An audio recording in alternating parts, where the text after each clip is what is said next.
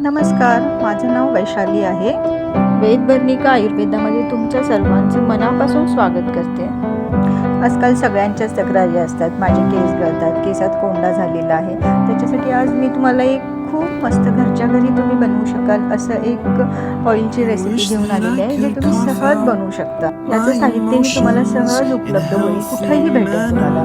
तर हे बनवण्यासाठी तुम्हाला लागेल माका, त्याच्यानंतर आवळा, मेथी आणि कलौंजी मी रात्री भिजत घातलेली आहे. तर तुम्ही पण तसंच रात्री भिजत घाला, म्हणजे छान सकाळी बारीक होईल.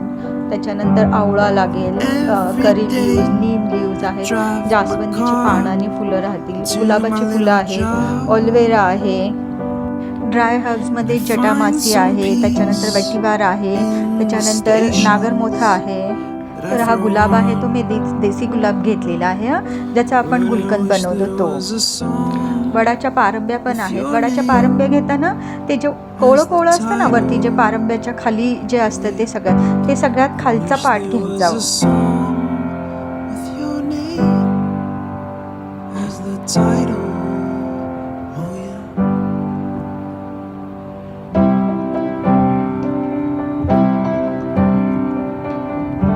चला आता आपण रेसिपीला सुरुवात करू. सगळ्यात पहिला जे कोरफड आहे ऑलिव्हेरा, त्याचा जो सगळ्यात पुढचा जो पार्ट असतो ना आपण काढल्यानंतर, तो सगळ्यात पहिला कापून घ्यायचा, की त्याच्यामधून एक पिवळासा असा जेलीसारखा पार्ट येतो, तो आपल्याला चांगला नसतो.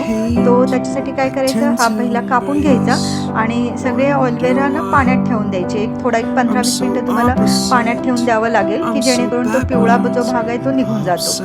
त्याच्यानंतर हे बघा, सुरुवातीला आपण सगळं माका वगैरे ना तो सगळा ग्राइंडर असतो ना त्याच्यावरती फिरवून त्याच्यातला रस काढायचा. माहिती आहे थोडं कष्टाचं काम आहे, पण काहीतरी मिळवण्यासाठी तुम्हाला कष्ट तर करावंच लागेल, नाहीतर असं सहजासहजी कुठलीही गोष्ट मिळत नाही. सहजासहजी जी गोष्ट मिळते त्याची आपल्याला व्हॅल्यू नसते, बरोबर आहे ना.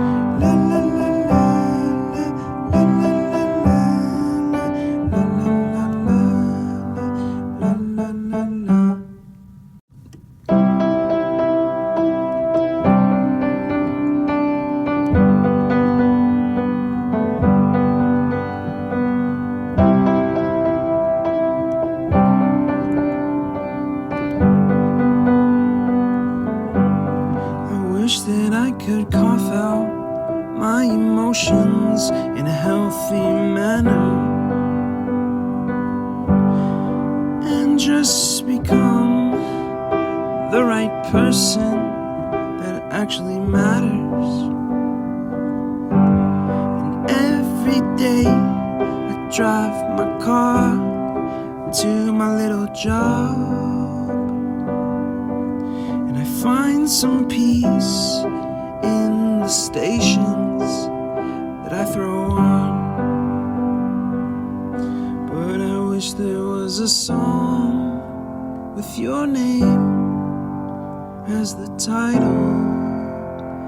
आता हे याच्यातलं सगळं जे आपण बारीक करून घेतलेलं आहे ना, ते एका कापड घ्यायचं, एक सुती कापड घ्यायचं आणि त्याच्यातून पिळून असा रस काढायचा, जेणेकरून, आणि जो चोथा निघतो ना तो चोथा पण टाकून द्यायचा नाही, तो ठेवा तसाच. मी तुम्हाला नंतर सांगते. हे ब्राह्मी आहे, हे ब्राह्मी पण सेम प्रोसेसने तुम्हाला करून घ्यावं लागेल. त्याचा पण रस असाच काढायचा आहे.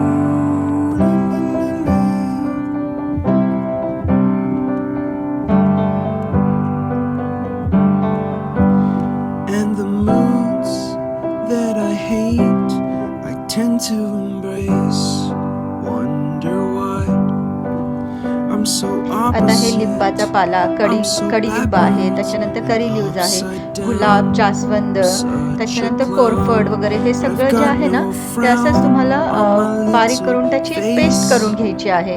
काही पार्टचं पेस्ट करायची आहे, त्याच्यानंतर काही पार्टचं जे आहे ते काढा करायचा आहे. हे कलोंजी आणि मेथी आहे जे मी रात्री भिजत घातलेलं होतं, ते असं बारीक करून घ्यायचं. त्याची एक पेस्ट होती, ती चिकट होती, जेणेकरून तुमच्या केसांना खूप छान कंडिशनिंग होतं याचं.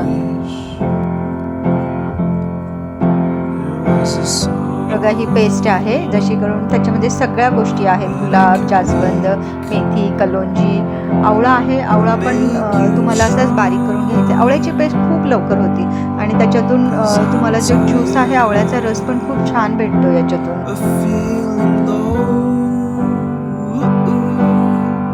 पारंब्या घ्यायच्या आहेत. वडाच्या पारंब्याचं कसं आहे की हा पूर्ण बारीक नाही होत, त्याच्यामुळे कोवळे आहेत ह्या सगळ्या, पण त्याच्यामुळे फक्त ठेचून घ्यायच्या आहेत थोड्याशा, जेणेकरून त्याचा रस आहे तो उतरेल. ह्याचा जो आहे तो वेगळा काढा करायचा आहे. ह्याच्यामध्ये हे बघा मी ठेवलेला आहे एका कढईमध्ये तो जो चोथा आलेला होता तो सगळा, त्याच्यानंतर करंजीची पानं, कडुलिंबाची पानं, त्याच्यानंतर बाकीचं सगळा जो चोथा उरलेला आहे तो, हे सगळ्या गोष्टी काढून इकडं पाण्यामध्ये ठेवलेल्या आहे. आणि या साईडला जे आहे वडाच्या पारंब्या आहेत, वडाच्या पारंब्या आणि पाणी ठेवलेलं आहे. तर याच्यामध्ये कसं आहे की जर 5 लिटर पाणी ठेवलं तर ते दीड ते 1 लिटर शिल्लक राहिलं पाहिजे, असा एवढा काढा करून घ्यायचा आहे. आणि सेम पारंब्याचं पण करायचं आहे. तर हा काढा तयार झालेला आहे, तर तो गाळून घ्या.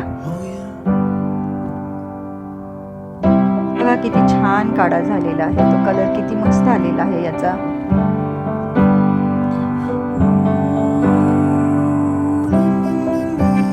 खूपच छान काढा झालेला आहे हा. हे बघा आता तेलामध्ये ना सगळ्या पारंब्या टाकलेल्या आहेत वडाच्या, त्याच्यानंतर जी आपण पेस्ट केलेली होती गुलाब, जास्वंद वगैरे ती पण टाकलेली आहे. त्याच्यानंतर जो रस, हे मंद गॅसवरती तुम्हाला उकळवावं लागेल.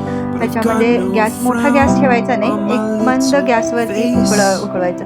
याच्यामध्ये पूर्ण सगळं जे वॉटर कंटेंट आहे ना, पाण्याचा अंश पूर्ण आटेपर्यंत तुम्हाला हे तेल उकळवावं लागेल.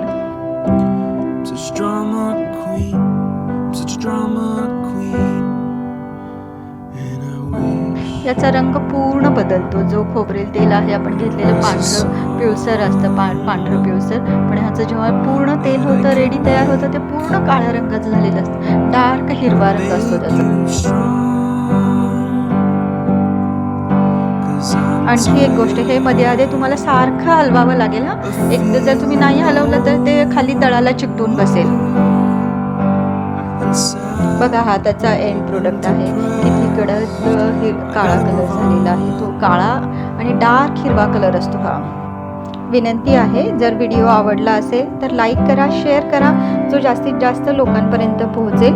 आणि जर व्हिडिओ आवडला असेल, आणखी असेच जर तुम्हाला व्हिडिओज हवे असतील तर प्लीज सबस्क्राईब करा.